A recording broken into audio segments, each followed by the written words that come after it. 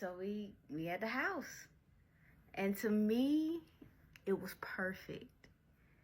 Like fenced in front yard, fenced in backyard, a back deck, like a little balcony.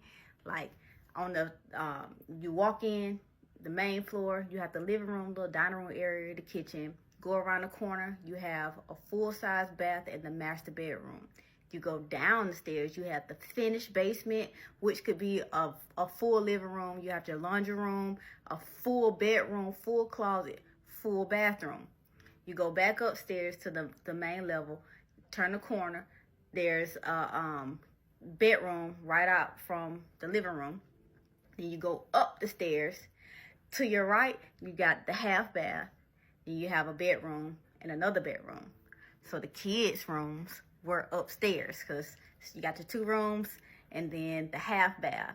They took a shower in the basement because Darren didn't want the kids share the shower or sharing a bathroom with us. He wanted them to have their own bathroom, and there was a full bathroom downstairs. So when they wanted to take a shower, they had to go to the bathroom downstairs. And there was a door downstairs. The back door was downstairs in the basement that opens up to a breezeway, and then there's another door going to the backyard. So it was the perfect house for me. You had a side driveway, and then the parking in front of the house. So it was perfect. And the icing on the cake was the front porch. I'm a southern girl. I love me a good rocking chair on the porch or hammock on the porch with a beautiful sunset and my wine. I'm simple, so simple. And it had just that, a beautiful front porch and an amazing sunset. So I was in love. I was in love. So Darren started to unload the U-Haul. I was helping him unload, me and Jackson, helping him unload. And then we got that unloaded, laid down for the night, went to sleep. Woke up the next morning, continued the moving process. The owner came in to paint the front porch and everything. It was good. When he got finished, we went to go get the dogs, bring the dogs in. It was good. Got to let the dogs smell the house to find their way around the house, because they were inside dogs. They were not outside dogs. They were inside dogs, because they were supposed to be protection dogs, which they were. They were for me. But yeah, we got everything set up. So again, we're still in COVID. We're still on lockdown. We're still, everything's still closed, and the world is crazy.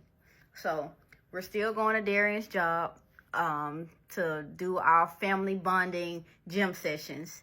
And then we'll come back home. I order some stuff, like trying to put furniture in, because when we did bring the furniture, we had sofas, but Darian wanted the sofas that we had to go into the basement, because he wanted to make the basement his man cave.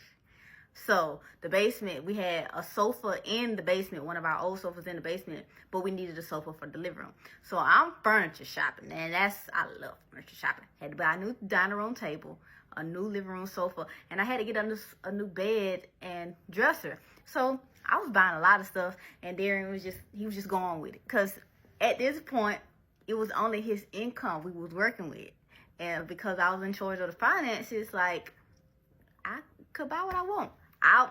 Listen, I'm a cheapskate. Maybe not with furniture, but I'm a cheapskate. I'm budget friendly. I promise you, I'm budget friendly. You're gonna see, I'm budget friendly. So, I'm slowly, buying stuff, making the home a home. And at this time, me and Darren aren't having any arguments, any issues. Yes, I did see his phone blowing up with the Instagram notification, but I didn't say nothing, and I just let that be what it was. Because I'm right now, we're good. Everything is calm. It's peaceful. It's peaceful. And he's reminding me that he can be a good person. He's not this evil, aggressive person. He's actually nice, funny, goofy, and he appreciate my jokes from time to time. Sometimes, not all the times, but it's a work in progress, you know. He's teaching the kids how to ride the bike. He's teaching Jackson how to ride the bike. Like, he's there for Kion now that Kion is normal, and he knows that Kion is going to be normal. He's now attentive to Kion. It's just, that's his buddy. They're like this. So at this point, life is okay. Life is good. It's decent. No complaints, no arguments. So we moved in. I just wanted to just let you know, we moved into the house April 1st, 2020. April 1st, 2020 is when we got the keys and we moved in. And we're in, getting the furniture, everything.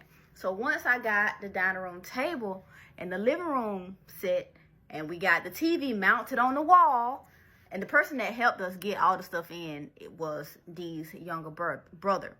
So Dee has 3 brothers. He is the 3rd child. So his dad has 4 boys all together. Dee has no sisters. 4 boys all together, and Dee is the 3rd child. So the brother that helped us move all the stuff in was his younger brother. Got everything moved in, TV mounted. Everything's good. So we sitting at the house one day, just like towards the end of April. And I was just like, hey, since everything is like we got the bulk of everything in, we just got to put our little decorations up. Let's have a housewarming. Let's invite your family over and let's have a cookout. Because Dee's dad had gave us his grill. So, and we put his grill on the back balcony. So it's just like, we got the perfect setup with a big, nice size fenced in backyard. I'm just like, let's just have like a small little cookout. Because I love to grill. Like, people that know me, they know. I'm going to be on that grill. I'm going to be in that kitchen. That's just me. So I'm excited and I'm all for family. Like, cause I came from a big family. So just the thought of us being in our own spot and us being in a good place and then having family over, I'm just like, yeah. And at the time, I was still only talking to my sister Brittany.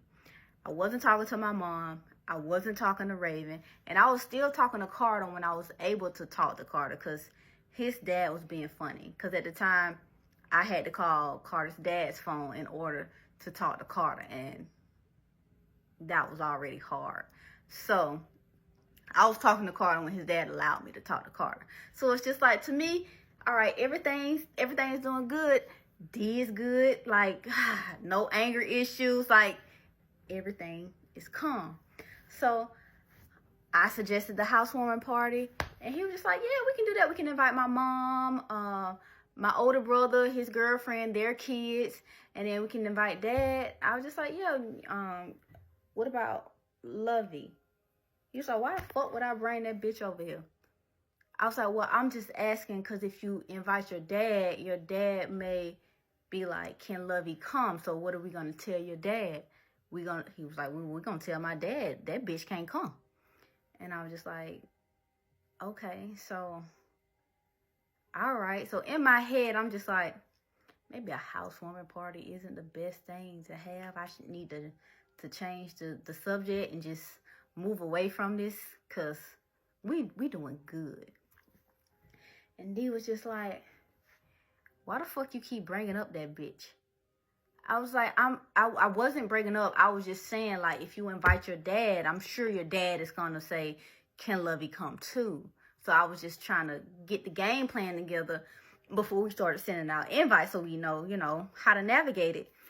And he was just like, you always trying to bring up that bitch. I know that's your friend because you love just playing around with the enemy. I'm just like, D, that's not what I'm saying. And then I stood up to walk in the room because I'm just like, this conversation getting a little heated and I don't want this. So let me just exit myself. So I stood up and I was just like, well, I'm about to go in the room and watch TV. And he was just like, no, Slim, we talking. And I turned around, I'm just like, well, we don't have to invite Lovey. I was just saying, like, what, you know, what we're going to tell your dad if he asks. And he was just like, but Slim, who the fuck told you to say anything about my dad? I didn't ask you for your opinion about my dad. And I was just like, well, I apologize. I'm sorry. You're right. He was like, yeah.